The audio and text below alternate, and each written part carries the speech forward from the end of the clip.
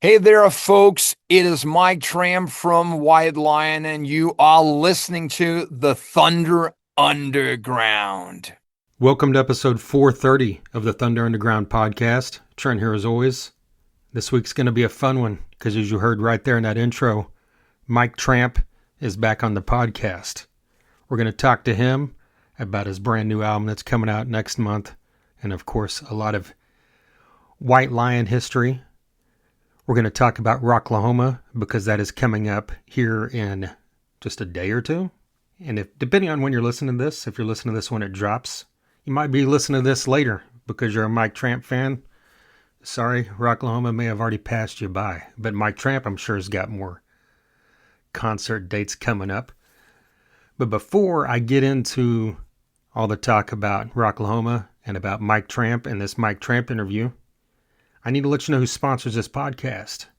Sunset Tattoo is a tattoo shop located in Midtown Tulsa. Their tattoos are done good and proper. They're state licensed. They've got over 30 years of experience from Jake Thompson and his crew over there. Native American owned. And they have a female artist on staff full time. If you give them a call, shoot them a message, or even walk in, they accept walk-ins. You can talk about what work you're looking to have done.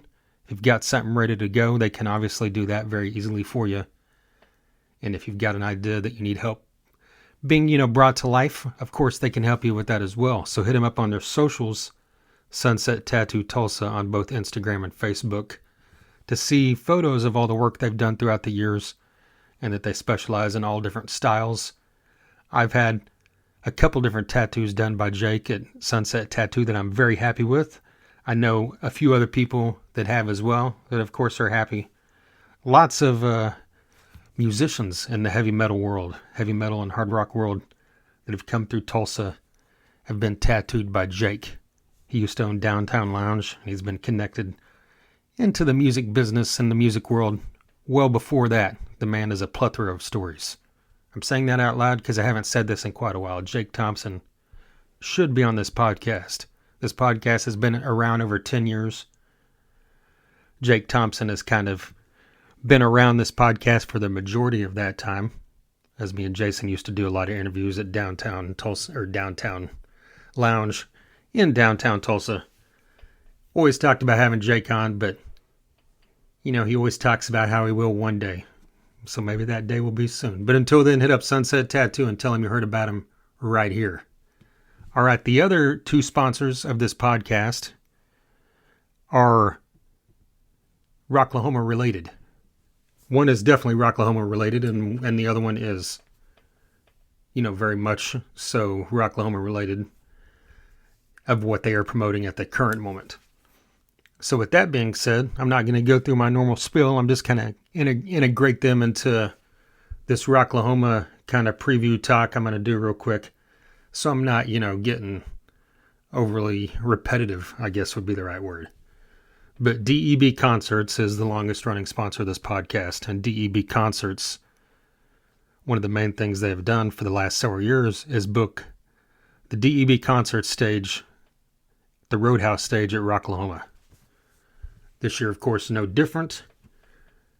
They book the bands for the Roadhouse stage, and they book the bands for the DEB Concerts pre-party, which is the party that happens every Thursday before Rocklahoma weekend. So that'll be coming up here in a day by the time you're hearing this, if you're hearing it when it's released.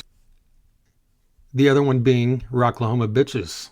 Rocklahoma Bitches have been out there at Rocklahoma going on 15 years. 2011 was their first year out there. I'm going to talk about them, about what DEB Concerts does for Rocklahoma here, but let me get the details of DEB Concerts out so I don't forget that, since I'm trying to make this a little more casual instead of the normal, here's a sponsor, which I feel like I do anyway, but why am I telling you all this? Who knows? That's the joy of doing a podcast when you're someone that goes on tangents way too easily. All right, debconcerts.com, socials, DEB Concerts, Facebook, Twitter, X, Instagram. They've been booking shows in the downtown Tulsa area for going on close to a decade now.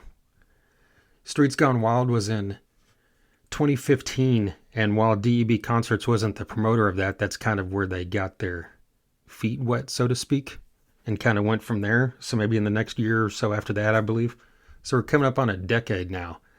And Doug's done great things because he's brought all kinds of bands to not just Rocklahoma, but to the downtown Tulsa area, like the IDL Ballroom that used to be down there. He's booked shows at the BOK Center. Shows that probably wouldn't have come here otherwise, like Saxon or Last in Line. There's been some Junkyard, holy shit. That's one that I'm going to be talking about. I was going to put it on this episode, but I figured I'd get a little wordy, and this episode is already going to be wordy. But on the next episode, I'm going to talk a little bit about David Roach, the lead vocalist of Junkyard, who unfortunately passed away. Doug brought Junkyard in a couple different times, I believe, and we were fortunate enough to have David on this podcast when they played the IDL Ballroom several years ago. So, with all that being said, I'm going to talk more about David Roach and my massive love of that man in the band Junkyard on the next episode. But all that being said, Doug's done a great job of, like I said, bringing bands here that normally, like Steelheart was another one, John Corabi acoustic, John Corabi plugged in, I believe. So much more. I could keep rambling about that. But this year, Rocklahoma, let me kind of give you my little spiel here. I've been to every Rocklahoma since 2007, the first one. The first three Rocklahomas, of course, were themed into the glam, hair metal, melodic rock, 80s rock, whatever you want to call it. Themed around that before it changed in 2010. I started going in 2007 because I'm a massive fan of that era of music. That's the time of music whenever I became a big fan of music. You know, I was like 10 to 12 when all that stuff was going off in the late 80s. And so that's kind of where I, got my start in the love of hard rock, which, of course evolved into thrash metal, groove metal, punk rock, grunge, stoner rock, and all the traditional metal and classic rock and everything else out there. So those first three Rocklahomas were really special to me.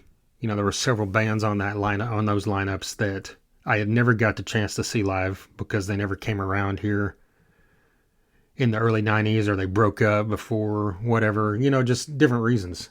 White Lion being one of those. Subject at hand here, Mike Tramp on the podcast. I actually bring that up in the episode. White Lion played the very first Rocklahoma in 2007. And of course, yes, it was a renewed version of White Lion, Mike Tramp's White Lion. But he was actually going by, I believe, White Lion at that point. It turned into a lawsuit, of course, and that's something he spoke a bit about the last time he was on the podcast. So it's kind of a period he's not the fondest of. As he said, he looks back and wishes he had handled things different. But the point is, White Lion played that first Rocklahoma, and they're playing this Rocklahoma. But back to what I was saying, 2010, it changed formats, which it likely needed to stay at a high level. At Rocklahoma is kind of a mid-level festival on the crowd size and the lineup size and everything. But they've done a great job throughout the last 15 years of keeping those bands involved from the 80s. And a lot of that, the first several years, they would have them like on the main stage or the second stage, lower down. And there used to be the retrospect record stage that would, have a few here or there along with newer bands. And then eventually when DEB Concerts came in, the majority of the bands they were booking for the DEB concert stage in the pre-party were either regional unsigned acts or acts from the 80s, the heyday of glam rock and hair metal and melodic rock, such as White Lion, right? So I've been fortunate enough to be at every Rocklahoma that has happened now. This will be number 18. And I've had, an amazing time doing it the last several years, actually 7, I believe. The last 7 or 8 Rocklahomas I've worked And that's, many people know me just because of that. But that's, if you've listened to this podcast in any length, you've probably heard me mention at some point or another when it comes up that I work music festivals for a living. Rocklahoma, of course, is my home-based festival. It's the one I was going to for about a decade before I started working festivals. And as someone that has been able to travel around and see festivals of all different genres, not just rock, but everything, and see other camping festivals, I have to tell you that if you're a Rocklahoma attendee and you haven't been to other festivals, camping at other festivals, and you complain about the campgrounds at Rocklahoma, I don't know what the analogy I should use here. Pissing into the wind? I don't know that that's right.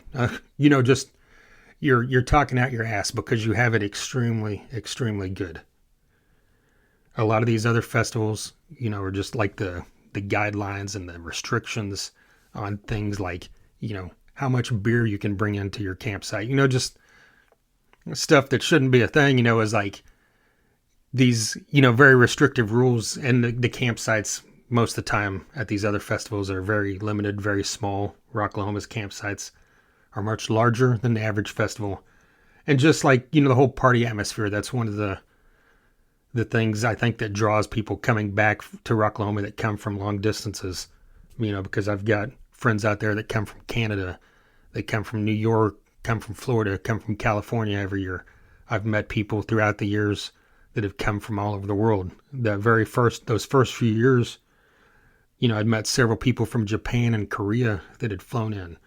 And, that made sense because those countries have always been huge supporters of the glam rock and melodic rock scene in those early days, having, say 40, I don't remember how many, but say 30, 40 bands of one specific genre in one place, even if it was a cow pasture in the middle of America in Oklahoma, it's still worth the trip if that's the music you're into and you never get to see this type of collection anywhere else, because at that point, it wasn't really a thing. M3, which focuses on the same type of rock up in Baltimore, didn't start until a few years after that, I believe.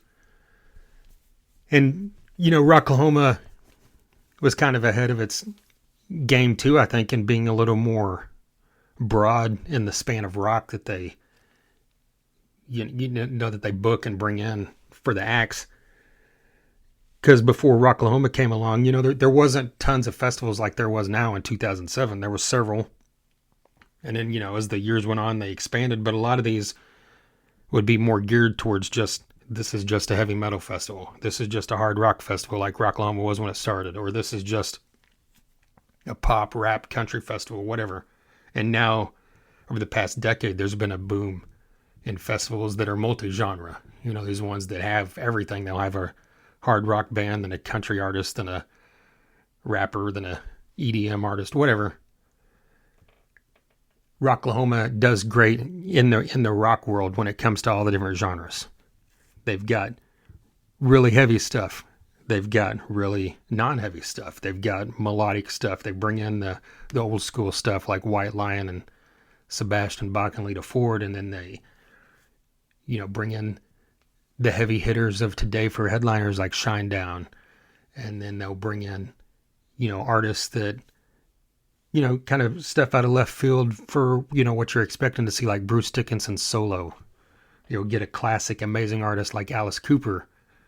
You'll get someone from a major artist from the 90s like Marilyn Manson. These kind of fall in the same category, so that's kind of, not delving into my point. But then you've got 311 out here as well. You've got Marky Ramone playing the Ramones hits. So, I mean, you span the gamut of the types of rock, and that's what I love about Rocklahoma as much as the campgrounds, the atmosphere.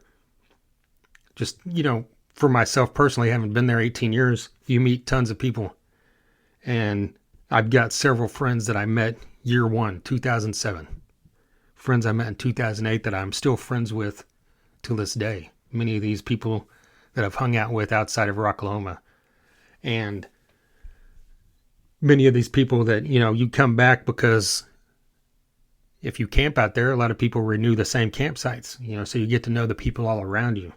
So I've been camping around this. Some of the people that camp next to me, I've camped next to since the second year I was there, 2008.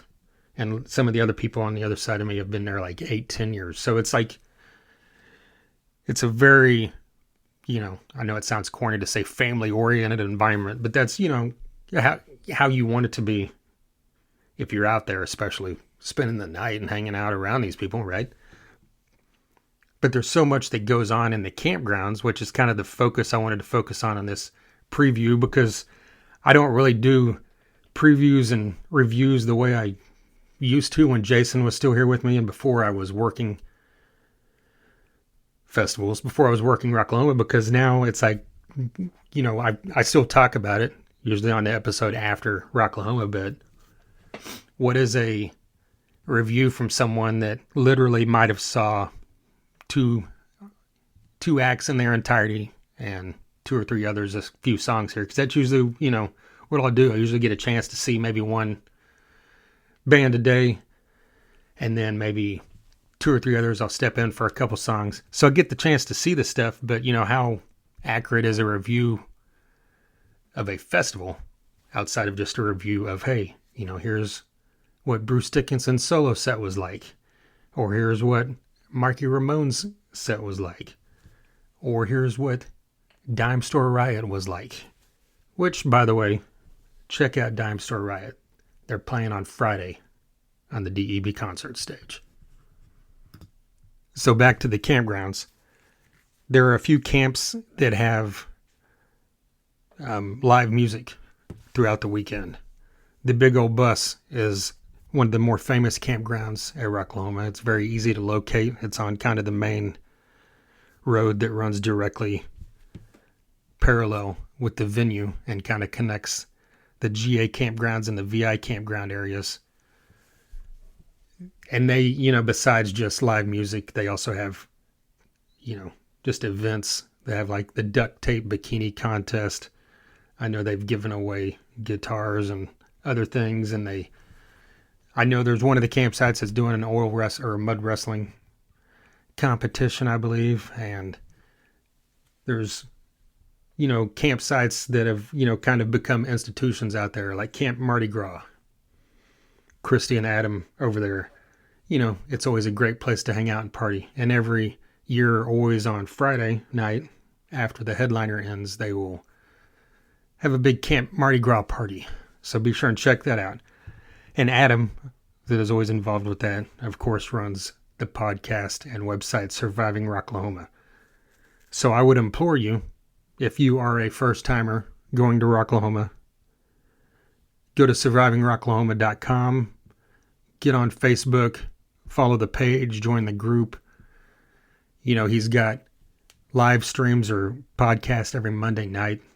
He interviews, like he just interviewed Lita Ford, who is playing out there this Thursday. Very, very cool. And he also is a great guide, like I said, if this is your first time. He's got, like on his website, has a Rocklahoma survival guide, kind of gives you an idea on, what to expect, what you might need to bring, all those kind of things. So, that's kind of would be your best basis of, get in those groups. Join Rocklahoma Bitches, the Rocklahoma Bitches group, who sponsors this podcast, by the way. Tons of great info in there. And like everybody, every campsite out there that has an event, we usually post in these groups, and you can find all this stuff going on, all the times going on. I don't have time to compile that and talk about it here. And plus, talking about it, you're not going to retain that anyway. So follow these groups so you can be kept up to date on that. Camp Corruption with the wonderful Janelle, who I might add, I believe Janelle with Camp Corruption is the only person that I personally have seen at every single Rocklahoma. I know there's others. There's a few others I know personally that have been to every Rocklahoma, but I did not know all of them the first year. I didn't know Janelle before Rocklahoma, but I met her in year 1. Camp Corruption always, has, I wouldn't say has a party going on, but a lot of times they have a party going on. There's always a crowd over there. And usually on Thursday, early in the day, they'll do a big fish fry where they'll just invite everybody over and supply you with great fried fish, great food and drink. It's a great way to kick off the weekend for everybody that's showing up then. There's a lot of people, such as I believe Janelle and Camp Corruption, that are already out there. They get out there before the gates open on Sunday at noon. That's another great thing about Rocklahoma camping. That's not common either. I mean, there are a few festivals out there that let you come in early or leave late, but most of them do not. And Rocklahoma gives you a full 4 days before, where most festivals in this situation would probably be a Wednesday where you could come in since the pre-party starts Thursday. But Rocklahoma gives you several days to get out there if you want to. Get set up and get your party going. But so I mentioned Rocklahoma Bitches a minute ago. They are another institution. Like I said, they've been out there since 2011. And I've gotten to know Christy and Kendra pretty well over these years, and they became a sponsor of the podcast this past year. I think I talked about it the first episode when they became a sponsor. It's kind of funny that I don't know why I didn't really think of this prior to when I asked Christy early this year if they wanted to come on as a sponsor, because, we've spent tons of time at Rocklahoma, tons of time at other concerts, just hanging out, conversing about music, rock and roll, and everything. But at Rocklahoma specifically, Christy and Kendra, the Rocklahoma Bitches. If you're listening to this part of this preview, you're probably familiar with them. I can't imagine that if you go camping at Rocklahoma, you're not at least familiar with the name. You've seen someone wearing their t-shirts or have something with that logo, the skull, with the Rocklahoma Bitches. Everything that they have, they've got tons and tons of different types of merch items. And every year they change colors, bring in a new merch item, all that stuff. But all this stuff, they don't charge for anything. They give away everything. Most campsites will give you something cool like a bracelet, maybe a t-shirt or a sticker if you're lucky. But Rocklahoma Bitches, they've got, I don't know, I'm drawing a blank, but they've got all kinds of stuff, like that is branded Rocklahoma Bitches, and they'll just hand it to you. So if someone out there tries to sell you something that says Rocklahoma Bitches on it, they're a fraud. So do not partake in that nonsense.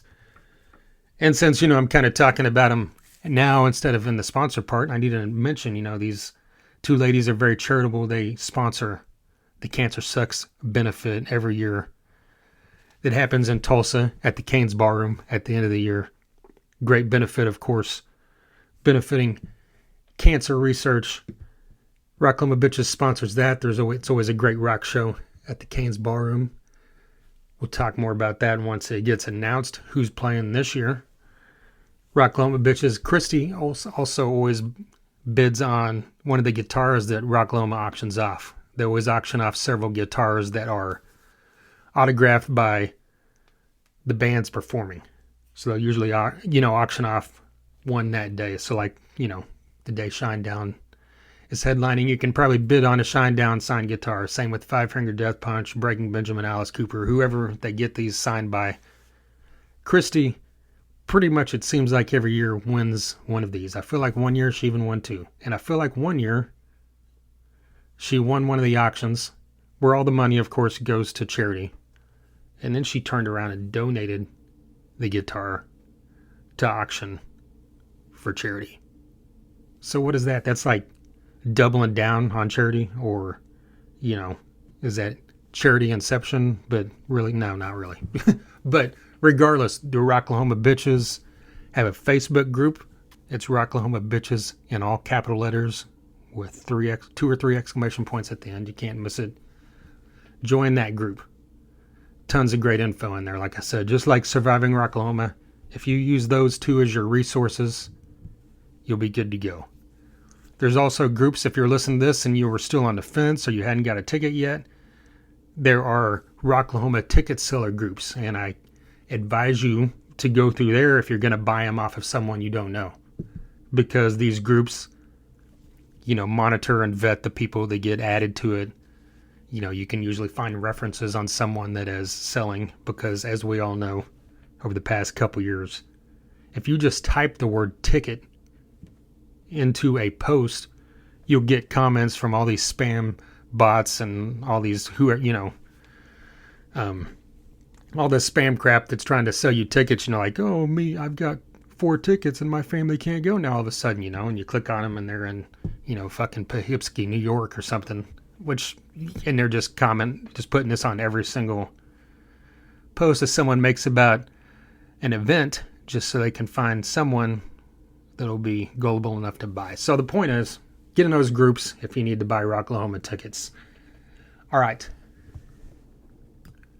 I should probably get into the bands playing because, if I'm just going to talk about a quick preview, I'm not going to go through all of this because, there's artists on the bill I don't care about, so there's no need, for you to hear me say I don't like Five Finger Death Punch, because maybe you do. That's great.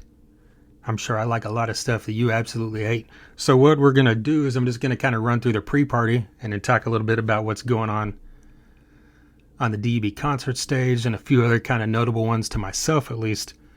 But this pre-party that's happening this Thursday, the 28th, gets kicked off at 6:25 by Crimson Love on Doug's stage on the DEB concert stage. This year, on the pre-party, it's happening on both the DEB concert stage and the Renegade stage. The Renegade stage is stage 2 at Rocklahoma.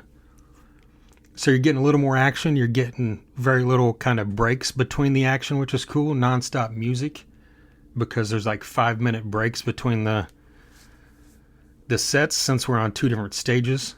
So it's kind of cool. Rocklahoma, I know, used to do a little more stuff like this years ago. So kind of cool to see shifting back this way. After, shifting on the Renegade stage, Trickster will be on at 7:15. Trickster is, of course, from the heyday of glam. I've always been a huge fan of this band, which I know a lot of people like to kind of rip on because they fell on the poppier side. But if you're listening to this because you're a fan of Mike Tramp and White Lion, I'm sure you like Trickster because, they fall in that melodic, great kind of straight ahead rock sound. And Trickster has had 2 members on this podcast in the past. Mark Gus Scott, the original drummer, was on here way back. And PJ Farley, the bass player. He is also the bass player of the band Fozzy, who has played Rocklahoma before, with Chris Jericho as the singer. Trickster will be followed by Rocket Science at 8:05 on the DEB concert stage. Rocket Science, Jana, and Scott have both been on this podcast multiple times throughout the years. Absolutely love them. They put on an amazing stage show. They're not your standard cover band. They're going to be playing, if you're over there because you're a fan of Trickster, Lita Ford, Sebastian Bach, Mike Tramp, all this kind of stuff, Rocket Science is going to be playing all the hits that you love. And they put on like I said, a great stage show. They've got a great setup, better than your average cover band by far. Lita Ford will be directly following Rocket Science. So we go from one female guitar virtuoso in Jana Jordan Squires to another in Lita Ford. She'll go at 8:55 on the Renegade stage. Lita Ford, an all-time legend, of course, from the Runaways with Joan Jett and Sherry Curry. She is an all-timer in my book, and then she started having the big hits in the late 80s. One of those hits, of course, being Close My Eyes Forever with the mighty Ozzy Osbourne. And Lita, of course, has always played this song live. This will be no different, so I'm sure Thursday night at Rocklahoma when she plays it, this will be one of the few times she's played it since Ozzy died. I'm sure she's played, a handful of concerts since then. I know they're on a tour right now leading up to Rocklahoma. But that'll definitely be an emotional and awesome moment, I think, for the crowd. She'll be followed back on the Roadhouse DEB concert stage by Sebastian James at 9:45, and the pre-party will be finalized at 10:50 p.m. until midnight with Sebastian Bach, who, of course, is most well known as being the vocalist of Skid Row, late 80s up until the mid to late 90s. I believe it was 97 maybe. I saw Skid Row live with Sebastian Bach in 1996 opening for Van Halen. So always kind of proud of that one. That was a great show as a massive Van Hagar fan that I am. But Sebastian Bach still sounds great live. So be sure and check him out. And then that'll end at midnight. But this is Rocklahoma, my friends. The party won't stop there. You go back out into campgrounds. You hit up any of the big campsites There'll probably be someone playing live somewhere. If not, there'll be parties going on, that's for sure. You'll easily make some friends. All right, so the rest of the weekend on the DEB concert stage will be kicked off Friday by Fist of Rage. They'll hit the stage at 11:45 a.m. You don't want to miss this. Fist of Rage has been playing out at Rocklahoma since, I don't know if they were there the first year, but one of those first few years I know I saw them out there, at least since 2010. Great band, great friends of this podcast. Members of that band have been on this podcast several times, individually, together, throughout the years. Need to have them back at some point because it's been a bit now. They'll be followed on the DEB stage at 1 p.m. by Dime Store Riot, which features a member that is also in Fist of Rage, Paulette. She is the bass player for both Fist of Rage and Dime Store Riot. Dime Store Riot, same thing. Friends of this podcast who have been on. CJ's been on this podcast, I believe, tied for the most of anyone ever. So we need to get them back on so maybe he can stand alone there at the top, right? The rest of the day, is going to feature stuff on, well, I'm going to say stuff, but One Night Stand will be playing the Renegade stage between those two bands, and they are a cover band out of Tulsa that you very much need to check out. Tom Green on drums is a phenom. He is a absolute, pleasure to hang out with and talk to. He's a great drummer. He used to own Ideal Ballroom, all these great shows that Doug, booked. Tom Green helped facilitate by providing such an amazing venue. Wish that was still around. But One Night Stand also features Thad Timothy on vocals, the vocalist of Severmind, who has been on here many times in the past. Thad's been on a couple times, so be sure and check them out. You also got, throughout the day on Friday, Dorothy, who I absolutely love. You got the bastardized version of Saliva with no original members. You've got Hinder. I haven't heard Hinder in many years. I don't know why I'm saying this out loud. I've heard Hinder. I just meant new Hinder. The Darkness has a brand new album that came out earlier this year that I freaking love. If you just love straight up hard rock, man, you got to check this out. Well, everybody knows that one hit they had 15, 20 years ago, and, half the people love it and half the people hate it because of his voice. So, yeah, there's some stuff you're not going to like if you don't like his voice, but I think, if you listen to this full album, you're going to find something you love. Marky Ramone's Blitzkrieg, playing all the hits of the Ramones, very cool.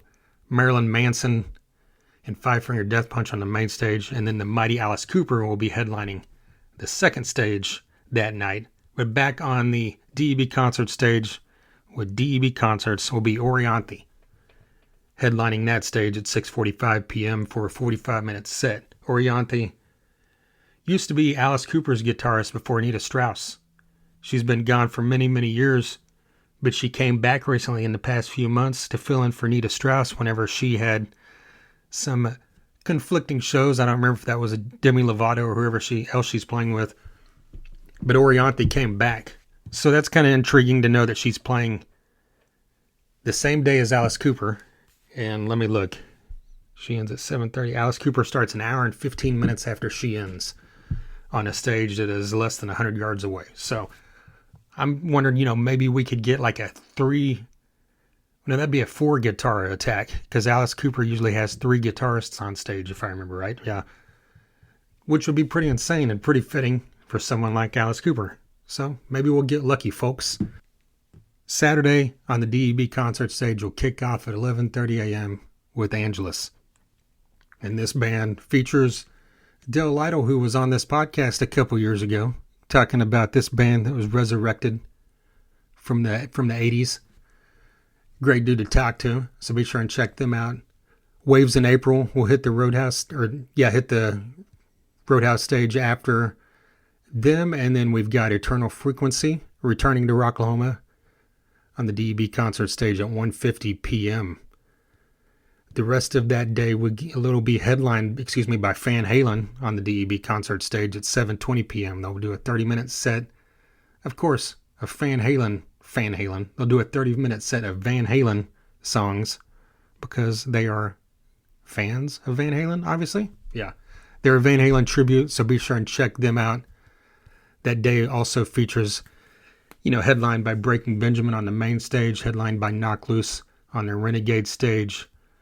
We've also got Tom Morello playing the main stage at 5:45 p.m. That could be pretty interesting. I saw him live solo before when he was doing his acoustic-based stuff, but I believe on these shows he is doing a fully plugged-in set, so I'm sure you might get a Rage or an Audio Slave song thrown in here or there. We've also got Aaron Jones, who is fantastic. Drowning Pool on the Renegade stage, the side stage, at 3:40 p.m. They are fantastic. I've had CJ Pierce on this podcast 3 or 4 times now. Last year was the most recent time. And the singer Ryan McCombs, originally of Soil, Stool with Soil, has been on this podcast with Tim from Soil way back. I've got Return to Dust, a great new band that I'm hoping to check out. 10 Years, who is always great as well. Sunday on the Roadhouse stage kicks off with Color of Chaos at 12:40 p.m. I've also got Chained Saint going on after them on the DEB concert stage. And then let me see who else on the DEB concerts. I believe that is it up until Mike Tramp's White Lion. Mike Tramp, of course, the subject of this podcast, besides Rocklahoma, obviously. This interview that will be coming up very shortly. Him and his band will go on at 7:45 p.m. and play for 30 minutes, playing all the White Lion hits. Very much looking forward to that. And I've seen Mike Tramp several times throughout the years in different formations, different band members with him, whether it be plugged in, whether it be acoustic. His voice is great. He's great. Looking forward to that. That day will also feature the mighty Bruce Dickinson. He will be headlining the second stage, the Renegade stage, at 8:20 p.m. So much looking forward to this. This is something I never really thought I would have the chance to see. I've seen Iron Maiden live several times, but Bruce Dickinson touring solo is not something that happens often. So I just thought that, if he was going to play solo shows, would I get so lucky? But here we are. So we're going to get 40 minutes of Bruce Dickinson this coming, or is that right? Might be 50 minutes actually. This coming Sunday night. The end of that night will feature Shine Down, who is always great live. We've got 311 going on stage before them on the main stage at 6:40 p.m. The rest of that day will also feature Flyleaf with Lacey Strumback, Of Mice and Men, Tsunami, Wargasm, Snakebite Whiskey. That's a great name. It's one of those names where you kind of feel like you know exactly what that band sounds like. But the highlight of that, the Struts are also playing. The Struts, fantastic band. But whatever the level above fantastic is, at 2:25 p.m. on the Freedom stage, the main stage, Dirty Honey will take the stage. This band is phenomenal, in my opinion. Besides the Rival Sons, the best band to debut in the past 10 or 15 years, in my opinion. Rival Sons, I guess, have been 15 years now, but Dirty Honey, in less than 10 years, how about that? The best band to come out. Phenomenal live. I've had the opportunity to see him several times. Mark, the singer, has been on this podcast before, so check out Dirty Honey if you never have. You will not be disappointed. It's like Mark Slaughter singing for the Black Crowes. All right. Like I said, Mike Tramp's White Lion goes on stage at 7:45 p.m. on Sunday. And Mike Tramp gave me a call to talk about what he's doing currently, which is the Songs of White Lion. There's been huge periods of time where Mike Tramp, will play shows and just play, I believe, I haven't looked at any of his solo set list recently, but I'm sure he's playing minimal White Lion songs. And then, throughout the years, he's went on tour as Mike Tramp's White Lion, this and that. But this time seems a little more I don't know what the right word, it just seems a little more grounded, a little more from the right place, I guess would be the right word. He kind of spoke more about that on the last time he was on here. He's kind of done one of these a year over the past 3 years in a row.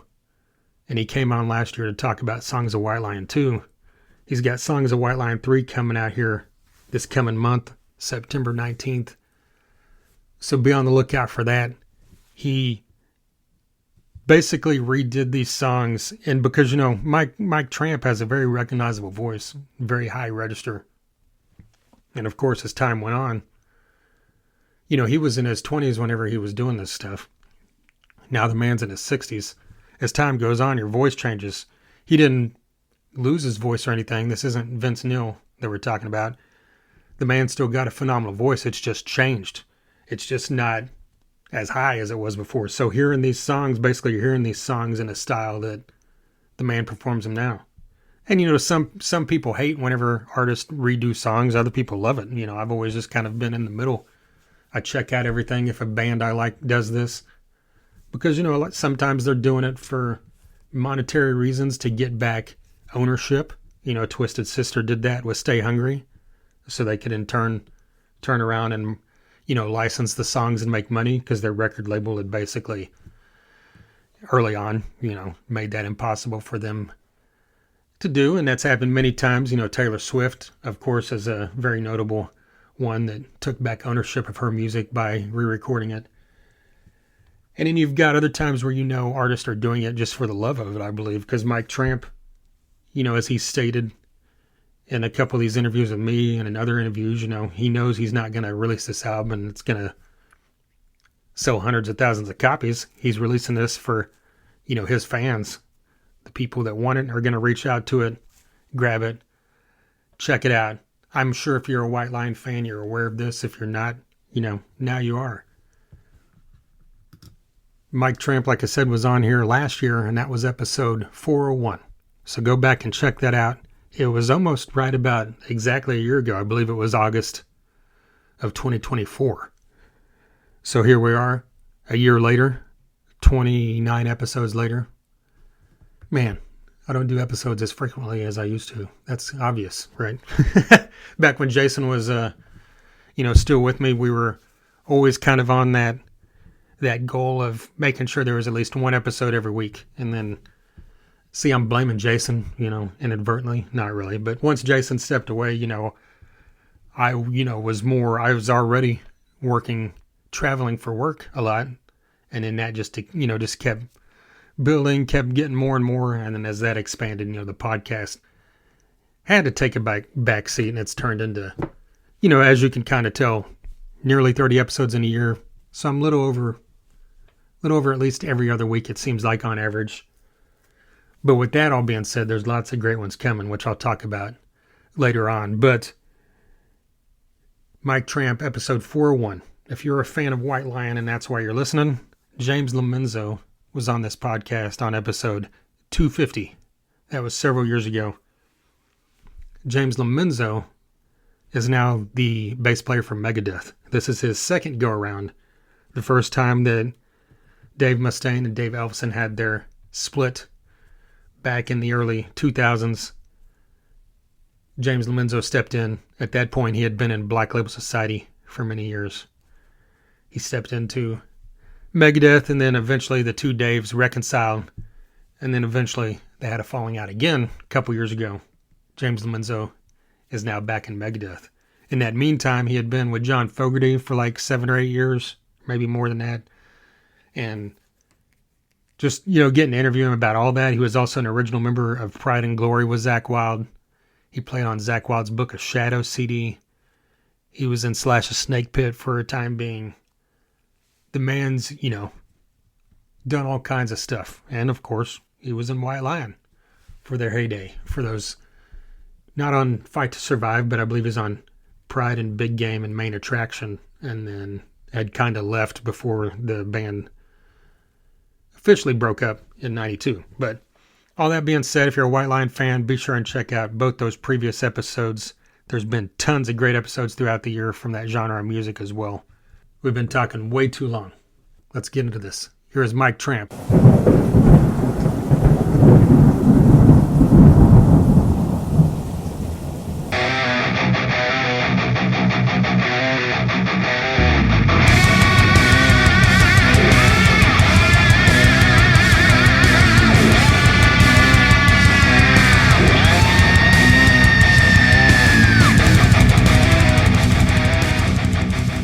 songs of White Lion 3 coming out next month. Did you always kind of plan this, like as having several volumes, or did once you did one, it kind of spiral into this because you enjoyed the process? Well, yeah, I mean, it was the latter because the thing is, like now looking back, had I known that I was going to do a trilogy, I would have spaced the songs all more different over the three albums. So when I look back now and I hear the first album is close to like a greatest hits, if you might call it that. And with that, to me, doesn't flow as well as volume two, and especially volume three. The volume three has a lot of the dark album tracks, and it starts feeling like, to at least it does to me and to a lot of other people, like a pretty good classic rock album, and so the answer is I would definitely have tried to maybe create it more else I was putting an album together. I guess this is all just kind of relative, but you could have like themed it more of the love songs, more of the I kind mean, of, there you yeah, could I mean, you could have yeah, done it. You exactly if you already knew you were doing volume one yeah. through three, you could have called them having a different title and created that way exactly. Well, one thing that kind of, immediately jumped out to me was the cover art because in one and two, they had a real kind of similar vibe. And three, is a little bit different. Kind of talk about the difference in, Yeah, I the separation definitely. on that. Yeah, no, you're right on there. I mean, I definitely felt that from when I got going on the cover halfway through the album, I already felt, especially because we were bringing out some really dark tracks from the Fight to Survive album, and that whole New York story came back of us crawling out of the basement and out to the streets of New York, and that. So I mean, I wanted that to be the cover instead of a third one with a logo. I wanted the cover to represent a little bit more of the sound that was on the album. So and I'm pleased with that. The timing on this and, coming out the way it did, kind of worked out because you just mentioned Fight to Survive and several of the tracks from that album on here. And with this kind of being 40th anniversary coming up here later this year, so it kind of timed out perfectly. Yeah, sometimes you're just given Yeah. those gifts that you Yeah. can just use them to your own advantage and that and also of course with so much time now gone by, I mean, you just have so much knowledge and just so many things that you would want to correct if you could go back and correct it.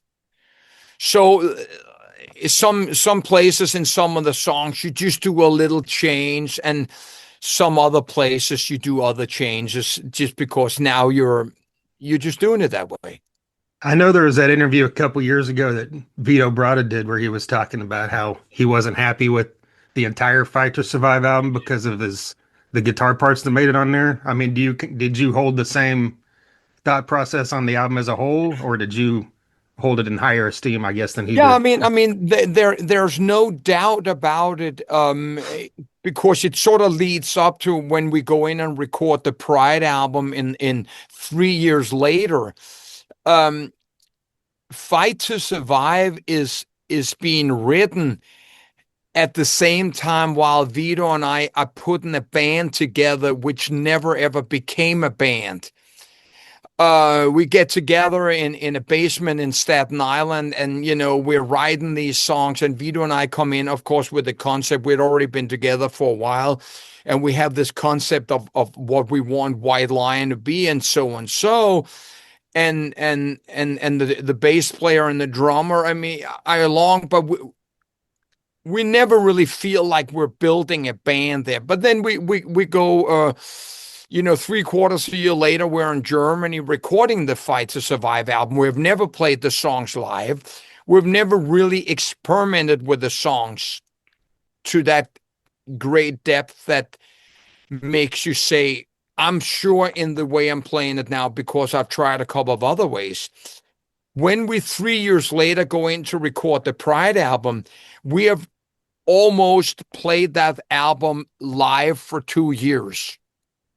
So we're going into with a completely different knowledge. When we then 2 years later go in and record the Big Game album, we've never played those songs live. And then again, we end up in a little bit of a jam. So all the answers are out there loud and clear when you look back. Well, you've got, Fight to Survive out as a single now. You've got this great video for it. And at the end of it, it says that the concept was Mike Tramp. So talk a little bit about where the idea for this came from.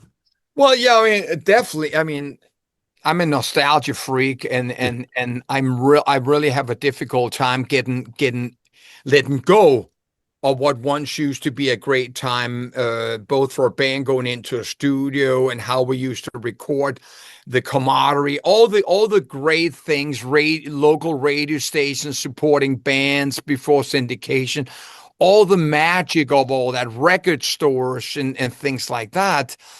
And Fight to Survive is that story is told in a lighter version of the Warriors, and you just have all these cameos that just make a lot of people teary eyes because they're suddenly reminded about a lot of the great things. And of course, there's a lot of it that is very, very personal to my Tramp and the White Lion story. And those who knows that story will see all those little references. I really dug Marcus's take on the guitar solo on this as well. Like on this, or I guess on any of the songs. I mean, Marcus has been playing with you for a long time, so he knows all this stuff back and forth. But do you kind of give him free reign to Yeah, put no, no, definitely. He his knows own that. take? He knows the parts there needs to be there, and he knows the places where he can go somewhere else with it. One of the songs that really stood out as a standout to me on volume 3 is War Song. That's always been one of my favorite White Lion songs. Was really heavy for a White Lion song, and you kept it heavy, but it's got a totally different vibe with that organ, that deep purple vibe. What are your No, thoughts no, on the you're right on. updated Exactly. version? Yeah. It's just one. It was just one of those. I mean, there's a little side story to all of that, and that's that when Marcus and I were arranging the songs, we almost gave each song like a working title, and that would be a classic rock song from the past.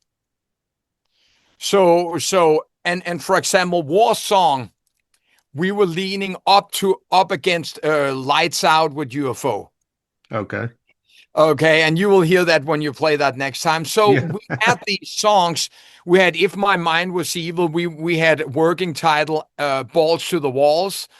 So we had these things, and in many ways we knew we were going out and playing and recording songs that were already there. We also knew that we didn't want to take it too serious.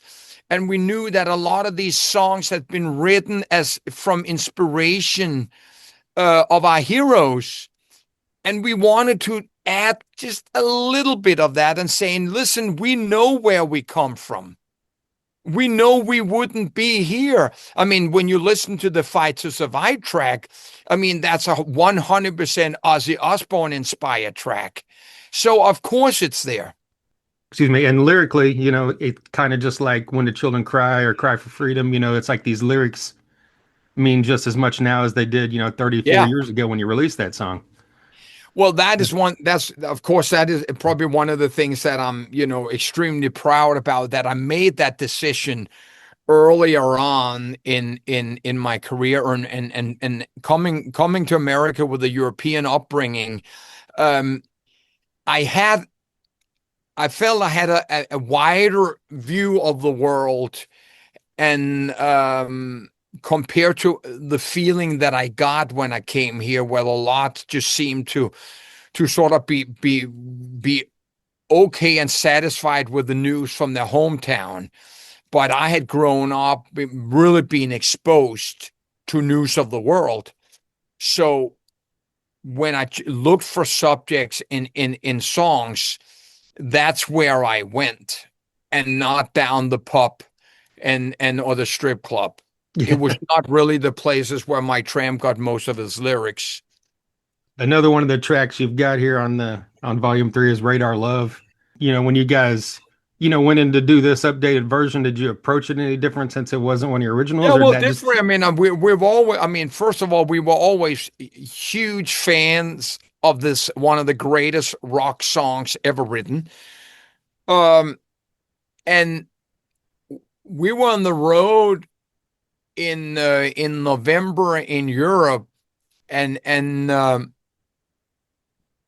we were going into the studio in December, and we're playing Holland, and we're sitting in sort of the catering area talking to a couple of local musicians from Holland, which of course I've grown up with Golden Earring and have a close relationship with them.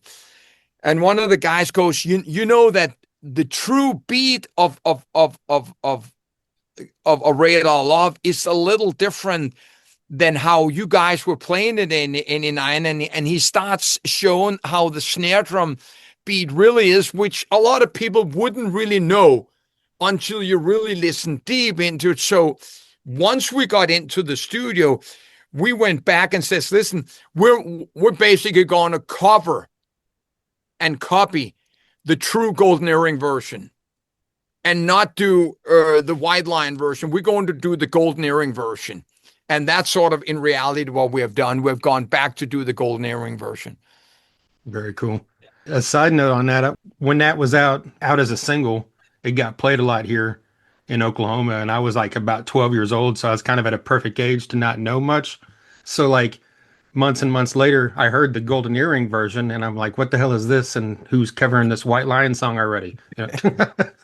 Yeah, I mean, that happened a lot, of Yeah. course. So I mean that's the beauty of covers too. A lot. Yeah, You're exposing it to another generation type thing. of course it is. Last time I talked to you was about a year ago, whenever you were promoting White Lion songs of White Lion 2, and I had mentioned that if there's a volume 3, I hope She's Got Everything's a part of it. And you had agreed, and here we are, and that song's a part of this, and you had specifically mentioned how much you like the riff on that song. So talk a little bit about what that song means to you, the updated version, and Yeah, and even though we're in our short set at Rocklahoma, we're not gonna get a chance to play that song, but the song almost came more about it that than now that we've been out playing for a couple of years, playing the White Lion songs and of course a lot of the classic songs. Every night I feel that I have a need to change the whole groove of there because a lot of the songs are sort of like in an upbeat 8 notes. Um, so I really would just like saying, man, if we do volume 3, She's Got Everything, and it's getting into the live show too, because it's just. I remember when Vito and I wrote it, it was like a breath of fresh air. It just got a little away from some of the other songs we were doing, and it was really nice to. It was nice to sing to. It was nice to stand on stage, moving around to. So yeah, it's a kick-ass song. when you sing a song like that now, whether it be, a song about, like more of a love song or a song about a woman, like Say That or Tell Me or Wait, Well, do yeah. the lyrics mean the same thing to you that they did back then, or are they just kind of words now that are out Well, there yeah. that I are mean, part of yeah. you? I mean, of course. I mean, when you sing "Cry for Freedom" or "Little Fighter" or "When the Children Cry," or as opposed to singing "Hungry" or Yeah, "She's Got Everything," which is classic, like tits and ass songs. right. Um, I guess in reality, I just go, well, I'm also part of that rock and roll, and once in a while, there just needs to be a song that tells that story. They can't all be about Afghanistan and a war of the world and things like that. People also need just to have a song where they go to the bar and pick up a beer and then start, grinding and grooving and getting down. Right. Well, certainly, not a chunk of these songs that you recorded over these last three albums haven't been played live probably at any point or in a long time. So, like, were there certain songs that you had to go back and basically like relearn? Yeah, well, I mean, there are songs that has not been in really in the set, and which I'm looking forward to, like song like and especially from the Fight to Survive album, Cherokee and a song like In the City. It it's nice to have those songs as sort of just like some ice water in your face after you played Wait. Because since Wait was written, you've played Wait in every single show. Yeah. And, you know, I once spoke to Gary Rossington about Freebird.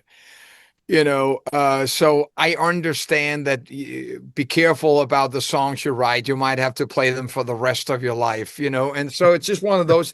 It's nice to have songs that even that you maybe just in and out of the live set different nights just to not fall asleep or go into being a robot. Right. I mean, I know you've mentioned like in the press on these last couple albums that these songs, represent the band live, especially because it represents your voice now.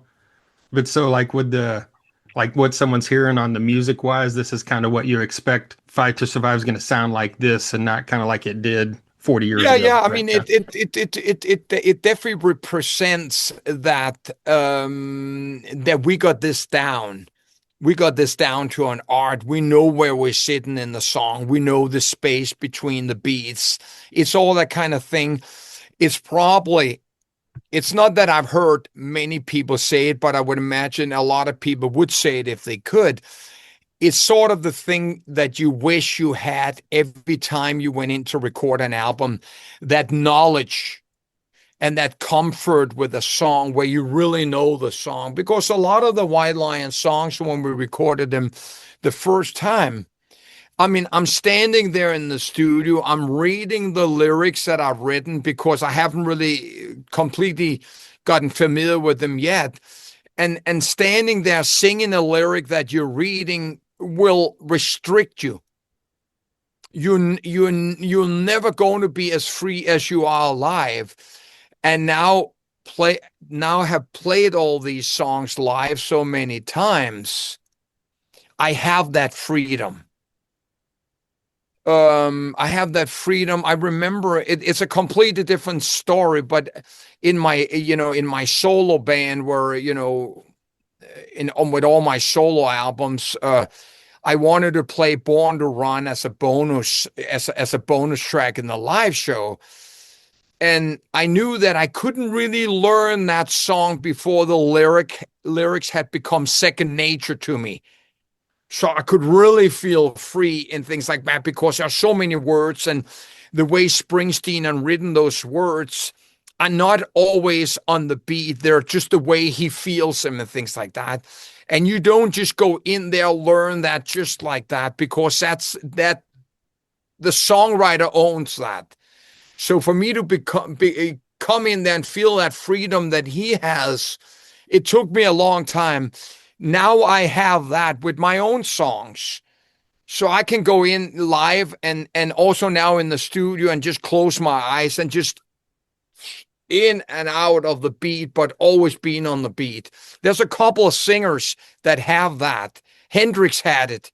Phil Lynott, two of my heroes, because Hendrix were playing with his guitar. I mean, he plays the word where his soul was. It's just, I don't have that talent. I'm a bit stiff until I get loose. Like you mentioned, bringing those songs in, is something, for you specifically to not be bored. Like is Fight to Survive a song that is now part of the set list? I'm guessing probably wasn't before now, right? Without a doubt. Yeah. Without a doubt. Without a doubt. And also one of the nice things is have had a long ass break from some of those songs that now are in volume 3, that playing them live now, I mean, you're really looking forward to express yourself. And I will find even newer things in those songs playing them live. Well, you mentioned Rocklahoma a little while ago. You're going to be performing there this coming week. You also performed at the first Rocklahoma in 2007 as White Lion, and I know that was during that period of, the White Lion return that you're not the most fond of, but like, is there anything specifically from that Rocklahoma that you remember or like or stands out to you as a good memory or anything? Yeah, well, no, Yeah. no. Of course, it's always a great memory that you've been invited and you were part of stuff like that. but this is also where you go back and you look at the test run that was, and what you can take from that, and what you learn, and what you have thrown away, and how you judge yourself today. And so, without having tried it before, you can't go out and better it. I mean, it's kind of an interesting point then, because you're playing this festival 18 years apart from each other, like kind of in two Man, completely different, wow. doing the same thing, celebrating White Lion, but doing it in two completely different places, in your Yeah, yeah. life. And Yeah, and knowing that 18 years later, there's still a space for you. yeah. There's still a space for you. I mean, there's a lot of things in life that don't have that. This is one of those things where you have to be so grateful for what you got. You know, I mean, it's just the way it is. like we mentioned earlier, Fight to Survive, is it 40, coming up on 40 years in just a few months? Like, is that something you think about much? The fact that you're here 40 years later, still being able to celebrate these songs that came out in basically a 6 year period? It Yeah. still floors you with everything that I talk in about in my career. That when you started out and went on this train or this journey, you had no idea how far it was going to be, how long it was going to last, and all the things you were going to experience and do along the way. Now, as you sit and look back, and I do the interviews, and questions bring out things that I hadn't thought about, you just get to remind yourself that you lived a big ass life, and you've seen a lot of things, you met a lot of people, and you can't really complain.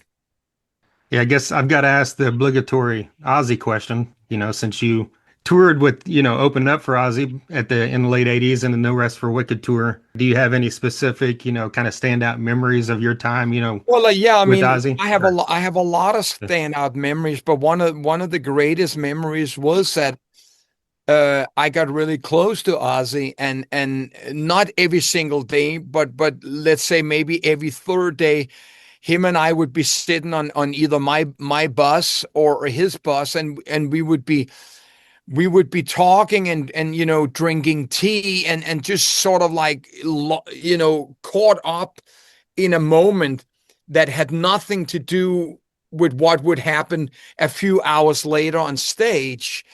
And because everybody's going to have a story from the bar, everybody's going to have a story from the stage, but getting a chance to know Ozzy that deep is something that I cherished for the rest of my life. And I wish him all the peace in the world, and may he just be on a great journey to the next place.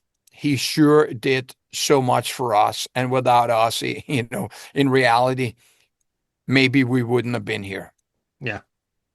Yeah, I'd seen a video of White Line covering, I don't know, like an early on video, and I don't know like what year it was from, but like, did he have like a direct impact on you Well, I think as a singer at early that on? moment, it was probably something. It's something Vito sometimes used to get into at the end of something, and then he started going into that riff. I didn't know the lyrics, and we were sort of just jamming on, but we never really did that song. But it was just something Vito used to get into. I know that those earlier years, with the first two albums with Randy Rhoads, had a big impact on Vito and that. And of course, it would eventually have an impact on me too. And I don't think Fight to Survive would have been written without those two albums. There's a lot of Ozzy influence on those two albums, or on that album. Gotcha. Well, I mean, besides Ozzy, White Lion opened up for several, legendary artists like Kiss and Aerosmith and AC/DC. And like, of all those tours you guys did, like what was the most kind of fulfilling or memorable for you personally? Well, I mean, each have its own chapter. Because before we toured with Kiss, we had toured with Ace Frehley, sort of in bigger clubs, theaters, and small arenas. Then we went on to Kiss. Now we weren't on a different level. It wasn't Kiss's biggest tour, so we also got to experience a little bit of that. And then we go from Kiss to Japan and then come back and then we tour with Aerosmith just as Pride album and Wade really is breaking. And that become a massive tour. And it's a phenomenal tour for Aerosmith. So I become really close with Tyler and they're really great to us and it's a phenomenal tour. And half of the way through that tour, we get offered AC/DC only 2 days after we're done with Aerosmith. So it can't really get any bigger at that moment. And going from Aerosmith to the mighty AC/DC, I don't even know if we had a chance to really think of where we really were because we basically were so occupied and dedicated to that we were going to deliver a great White Lion show to the audience and make sure that the fans would know that we could stand up with the giants. So it's just we were just so damn lucky to be getting this stuff. It was just phenomenal. Were the crowds always like an AC/DC crowd or say an Ozzy crowd? Were they always But accepting of White Lion? Or you know what? To tell you the truth, the only times we got a little bit of heckling was sometimes at some Aussie shows. But okay, we never got it at AC/DC, we never got it at Aerosmith. But Ozzy sometimes, had a few, diehards. But you know what? It's all part of the process, and it we were not bothered the least by it. right on. Well, as someone who didn't, really partake in the party lifestyle, being a part of all those, major tours in the middle of that kind of heyday of the 80s, like, was that easy for you to kind of just avoid that and do your thing? Or, Yeah, and you know what? Actually, it was because I mean, very earlier on, as the kind of front man as I was, and the kind of a strain it was to sing like I was singing in those years, you really didn't have a choice. So um, my show required a lot of fitness and being physical, and the singing so high really required the resting. Now, on the top of that, I've never been much for alcohol, and I've never ever gone into the druggy way. So I wasn't called for that. There were maybe times when I would have liked to been down and hanging out with what was going on in the hotel bar, but I was happy the next day when I walked out on stage and I had the physique and I still had my vocal folds to go through those songs. bringing it back up to current times, I mean, I don't know how far ahead you look in the future. You're always making music, so I assume you look a little ahead, but once this Songs White Lion 3 is wrapped up, are you, as the next solo album, kind of the next thing we could look forward to? Yeah, well, I mean, yeah, I mean, of course, it's a natural and a great question. I already have sort of. I mean, listen, I don't sit and write every day, and I'm not in my studio every day and things like that. I definitely need breaks away from it. But over the last couple of years, while we were doing the volume 1 through 3, I've completed a new My Tramp solo album. Okay. When that is coming out and when and how it's coming out, that's probably more the bigger question of how one releases an album today. And also the question is Mike Tramp coming with a new original material hard rock? I also have that, line as an offer from the record company, and that's a whole different can of worms because to write a new hard rock album, knowing that you're not going to play the song live because you're touring as White Lion, you have to make that decision. What is the point? What is the point? Because I haven't written I haven't written a hard rock album since 2009. and my heart isn't there. Going out and playing the White Lion songs is one thing, but as an artist, I'm not diehard hard rock. I have my classic albums that I listen to once in a while and that I grew up with. But to sit down and write Fight to Survive at age 65, I have a few things in my mind that it might actually have to be maybe a little bit more of a project. It could be a concept album where the story is maybe told through hard rock songs. But just to sit down and say, this is the new Mike Tramp hard rock album, and that I truly believe in it, is might not be something that I can do. And I will definitely bring in a few of my comrades out there in the world that I feel that I would want to write this with, because when I write my solo albums, it is the true style of Mike Tramp. I'm not the one who wrote the guitar riffs in White Lion. So it's a whole different can of worms. But it's all on the desktop. There's a lot of sticky notes on the refrigerator. So, I mean, is that, I assume that the record company that wants a hard rock album kind of following this, the success of these three albums would probably want it in the style of White Lion, right? Is that kind of the trepidation on your end? Yeah, I mean, they would want it for what they think is their audience. I mean, of course, Right. the albums would have to be released under Mike Tramp. There won't come. One thing is that I play live shows under White Lion. There won't be any album released with new music under the name White Lion. Well, I guess you've only got what, 11 songs I think to go if you wanted to do volume 4 or so. Yeah, I mean, there's a good chance that will come, but it will not be the next thing. That might just be something, you like a side project or something, like, just because, okay, we're gonna do that. Yeah. Yeah, I An don't know if you album to have, sell live. or if you just have ADD and you want to be able to say you just completed the whole thing. No, exactly. Well, but listen, everybody I talk to is telling me to do it, so it's just, I need a little bit of a break. Right. Right on, man. Well, I really appreciate you coming back with me to talk Thank again. you, I'm brother. loving volume 3 and looking forward to seeing you live next week. Thanks a lot, man. Looking forward to it.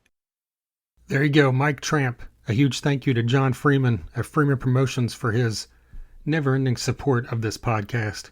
And of course, a massive thank you to Mike Tramp for hitting me up on Zoom and taking some time there to talk about everything he's got going on with the Songs of White Lion 3, the possibility of a Songs of White Lion 4 in the future, the possibility of a new solo album in the vein of White Lion that Frontier Records is apparently trying to push him into, which I'm sure if you're a White Lion fan, you're hoping that comes to fruition. But I'm hoping whatever comes to fruition is something that, Mike Tramp is really wanting to do, because that's when you're going to get your best, most honest and authentic music, right?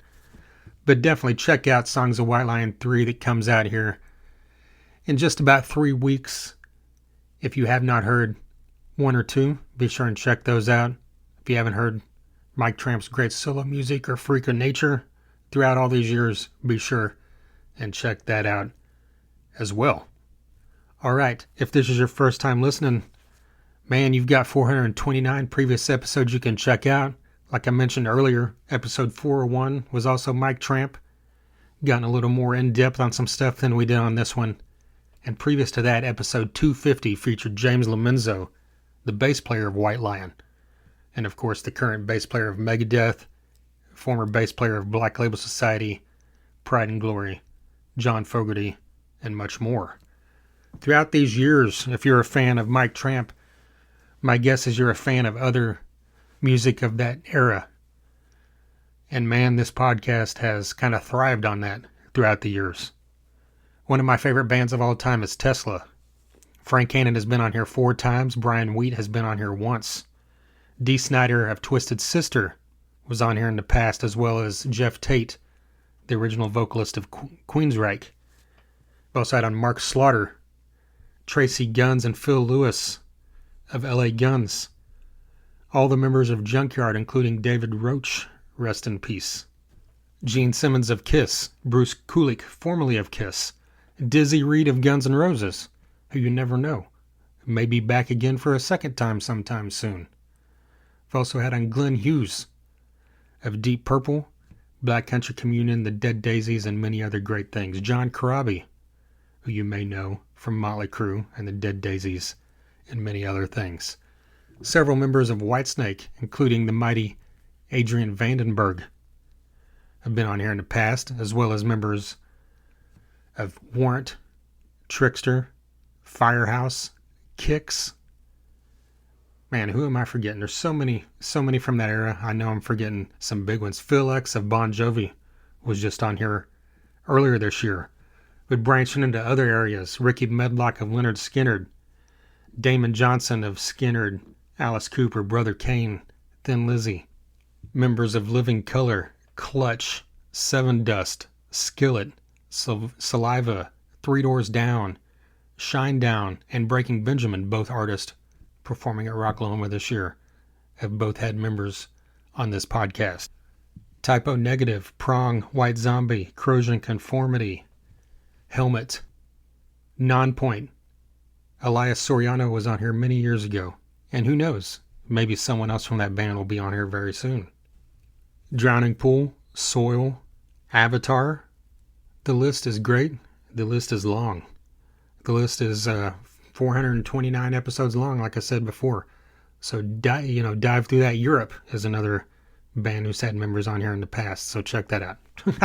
That just popped in my head. Europe and White Lion, I feel like, share some similarities in style a little bit there. So check that out if you have not. All right, wherever you're listening right now, be sure to like, subscribe, follow, all that great stuff so you don't miss future episodes. Future episodes will include Sam Spade Morris, the vocalist and bass player of the Midnight Devils, who has been on this podcast a few times in the past. And if you're someone who's been to Rocklahoma many years, you've probably seen them before because they've played out at Rocklahoma a few times as well. A couple of those times being in the campgrounds, a couple of those times being on the DEB concert stage and the Renegade stage. This band is a sight to behold. We've also got a couple others that I kind of might have gave you hints there a few minutes ago that are scheduled but haven't been released yet. Very recently released, had an episode with Michael Kiske, the vocalist of Halloween. That was very cool. Quite an honor to talk to him. So check that one out if you have not yet. Glenn Hughes, like I said earlier, was another recent guest. Josh Todd of Buck Cherry. All right, I'll quit rambling about all that. You can look it up, thethunderunderground.com. You can listen there. You can see all the socials. So give me a follow on Facebook, Instagram, TikTok, and YouTube. There is daily content that comes out. I put out content every single day that doesn't have to do with this podcast. I put out content that has to do with daily news in the rock world, or whether just historical stuff, what album came out on this day 31 years ago, that kind of stuff. So be sure and give a follow. Anytime you see posts, like, comment, share, that helps greatly. Helps spread it all around the island. All right, I believe it's time we get out of here. Once again, if you're going to be at Rocklahoma and you see me out there, hit me up. I've probably got Thunder Underground stickers or guitar picks on me. I've also got t-shirts, so if you're interested, let me know about that as well. A huge thank you, of course, to DEB Concerts, Rocklahoma Bitches, Sunset Tattoo, Freeman Promotions, and of course Mike Tramp. And until next time. Thunder Underground, y'all.